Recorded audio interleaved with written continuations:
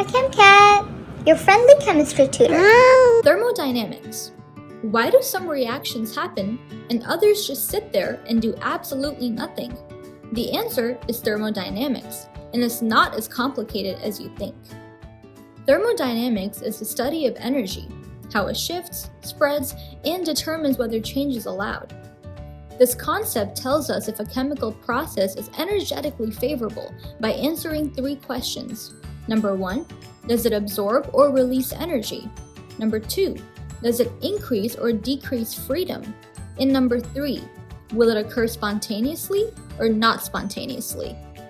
Imagine a cat deciding whether or not to jump onto a couch. There are multiple things to consider.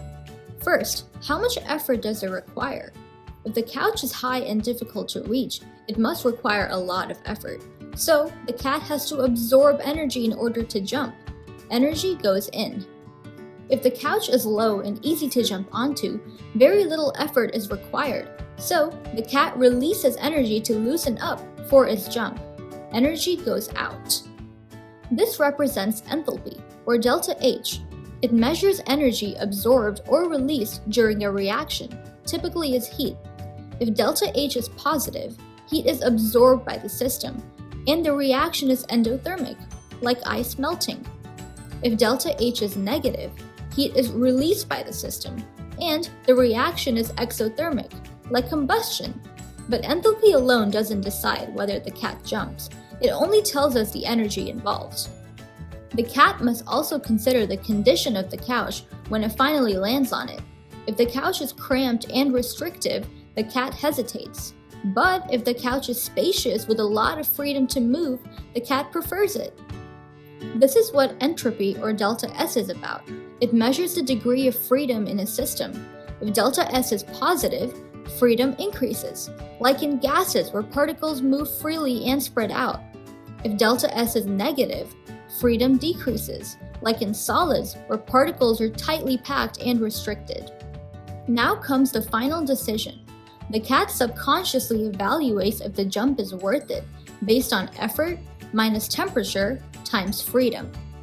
This final decision is represented by Gibbs free energy, or delta G.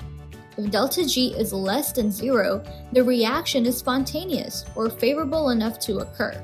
So, the jump happens. If delta G is greater than 0, the reaction is not spontaneous or not favorable enough to occur, and the jump unfortunately does not happen. In a nutshell, enthalpy is heat, entropy is freedom, and Gibbs free energy is the verdict. Don't forget that temperature matters here too. At higher temperatures, T times delta S becomes larger, so if entropy is already positive, increasing temperature makes the reaction more favorable, just like a warm couch being more appealing to the cat than a cold one, because temperature amplifies entropy's influence. You got it! Now try it out yourself. Answer the following questions based on what you've learned so far. Pause the video and return when you are ready. Welcome back! In number 1, you want to first have all of your values in the same unit. I personally picked kilojoules and converted delta S from 200 joules per Kelvin to 0.200 kilojoules per Kelvin. Next, you simply plug everything into the equation. Temperature was provided as 298 Kelvin, so that is what you should be using. Don't forget the signs over here.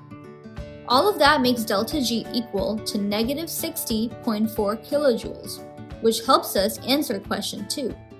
Since delta G is less than 0, the reaction is spontaneous indeed. You did it! Thanks for watching. You can find a helpful worksheet on this topic with a full answer key on Chemcat's Payhip and Etsy page. Both are linked in the description below. If you have any questions, feel free to email me at chemcat786@gmail.com. As always, please like and subscribe to support this channel.